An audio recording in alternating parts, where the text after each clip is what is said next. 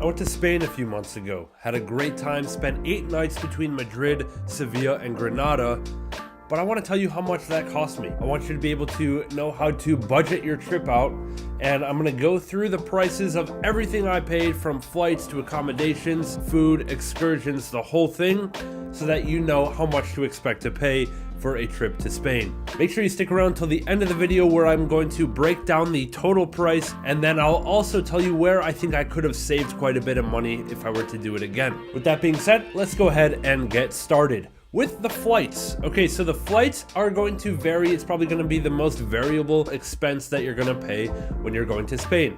I flew there from Pittsburgh, and to do that I had to fly to Philadelphia and then connect to Madrid, and that cost me $564 a ticket for 2 tickets.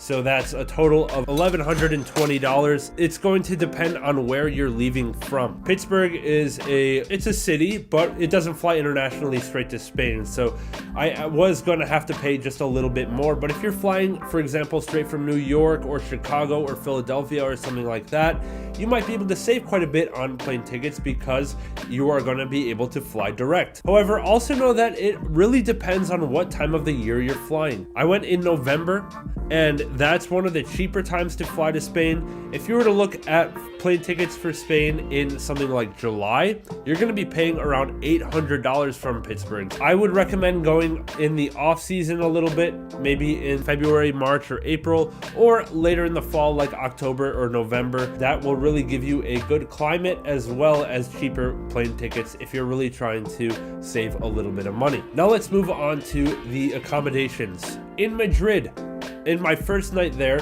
I stayed right on Plaza Mayor, and this Airbnb cost $160 total for the night. I mean, look at this location, you can't really beat that.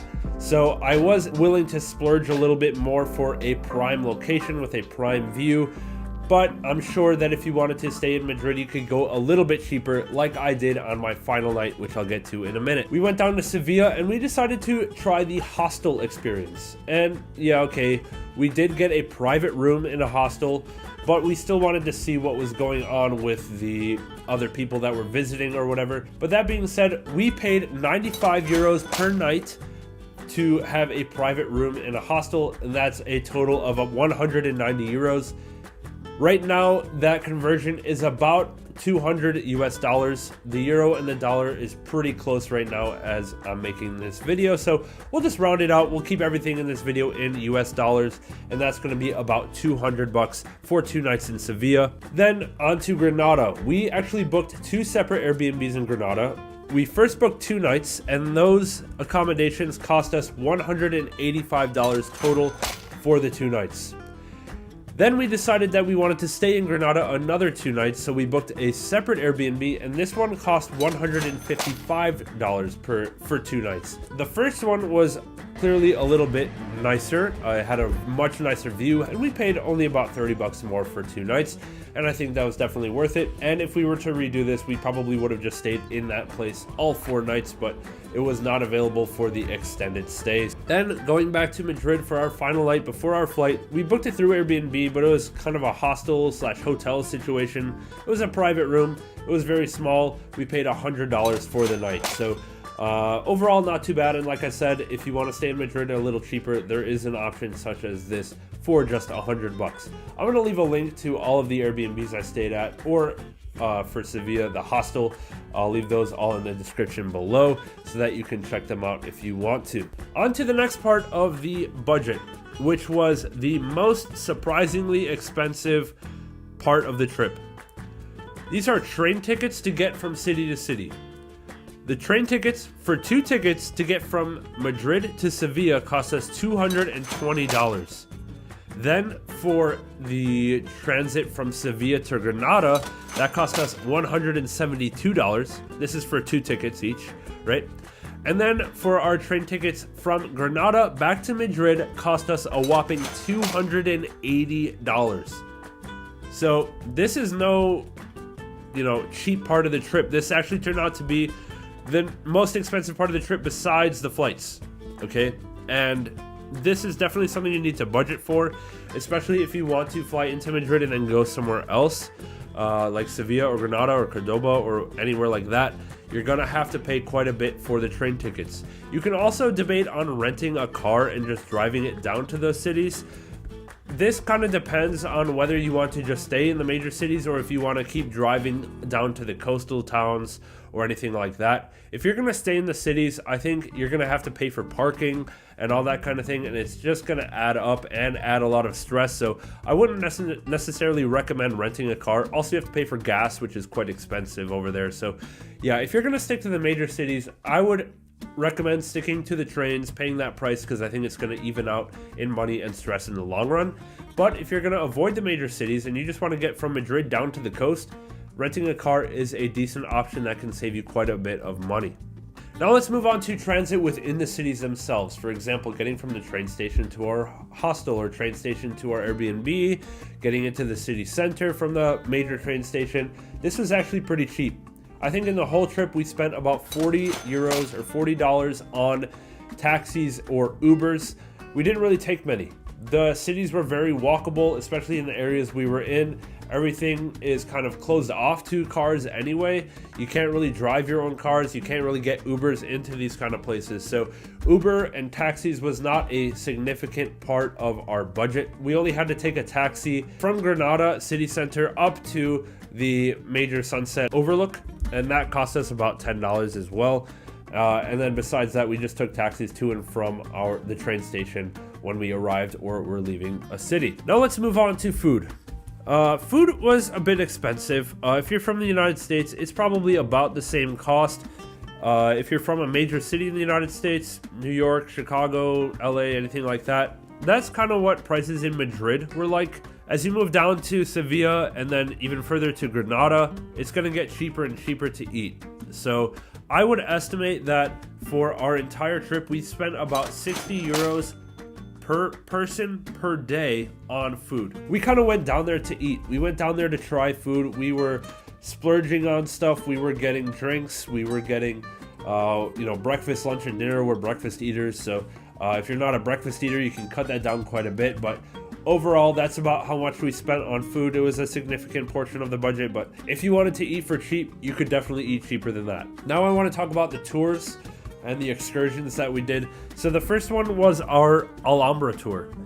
For our Alhambra tour, we just did a tour of the outside grounds because we didn't buy tickets in advance to actually go in. So we just toured from the outside. And that was a guided tour that cost 36 euro per person. So total we spent about 72 euro or about 75 to 80 US dollars on our Alhambra tour. Definitely worth the money. I would absolutely recommend that you get that tour, or if you can book far enough in advance, get the tour of the inside of the Alhambra. I heard it's fantastic. We weren't able to see it, but I think it would be great. And that one does cost quite a bit more, I think. I think that one's around 50 to 70 US dollars for that tour. Now know that you could do that whole thing for free. You could visit all the areas we did on that tour for absolutely nothing.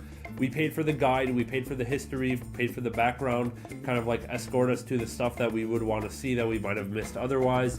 You can visit everything we did for free, so that is a place you could cut down if you needed to. Next thing that we did was book a flamenco show. We did a flamenco show in Granada in one of these caves. It was one of the most surreal experiences of the entire trip. It is something that I absolutely would not miss. And for this, we spent $60 for 2 tickets. So I think that was well worth it. The show is about an hour and a half, and I really had a fantastic time. Now, if you're going to Madrid or you're going to other Spanish cities, they do have flamenco shows available, but I really recommend doing it in Granada because that is kind of where the origin is, down in the Andalusia region, which is where flamenco originates from. So I would recommend going there. They really do it well, and it's worth that money. The next thing I want to talk about is the Albaicin walking tour. We got this one for free. That being said, we did leave a tip, $10 per person, because our tour guide was absolutely fantastic, and I would really recommend doing this tour if you are in Granada. You don't have to tip. You don't have to, but yeah, we did. We just enjoyed it that much. We thought it was worth it, and we wanted to show our appreciation. Those were the only real excursions that we paid for. In Madrid, we just walked around the city. We didn't do anything extra. In Sevilla, we tried to go into the Royal Alcazar. Tickets were sold out, so we didn't do that, but I'll put up on the screen how much that costs if you wanted to do that. We also tried to enter the cathedral. We didn't do that either. I think it was closed for the day for something. In Granada, we actually went to the Granada Cathedral as well. That did cost a little bit of money. I think about $10 per person. I thought it was worth it. I did enjoy it. It was absolutely enormous. Like, the scale of this cathedral is phenomenal. But yeah, besides that, I think that wraps up everything we really spent significant money on. A couple just side notes for spending. Tipping is not really customary like it is in the United States. You might leave like 1 to 2 euros, but you're not leaving 10 to 20%, right? So tipping is not a big deal. What the price is on the menu is what you're going to be paying, so that makes it really easy as well. Same thing with like taxis, same thing with Uber, same thing with whatever else you might tip for. I don't think it's really expected or customary. Besides that, let's go ahead and total up everything we spent now. So for 2 people, what we spent for our entire trip, including the flights, was $3,750. Without our flights, that comes down to $2,620. If you wanted to do this exact itinerary, but for only 1 person instead of 2, that would come down to a cost of $2,290. Now, the one way I probably would save money if I were to do this again. Like I said, the most surprising expense was the train tickets between the major cities. I could have flown from Pittsburgh straight into Sevilla for about the same price that it cost to fly over to Madrid. That would have saved me on the train ticket from Madrid to Sevilla, as well as had a cheaper ticket for the return journey from Granada to Madrid. It would have been Granada to Sevilla instead, which I think would have been a little bit cheaper. And that probably would have saved me, for 2 people, around probably $300 to $400. So that is an option that you could do as well. Let me know what you have questions on in the comments below. Leave a like, subscribe to the channel if you enjoyed this content, and stay tuned for some more travel content on the channel coming soon. Thanks for watching. Have a good one.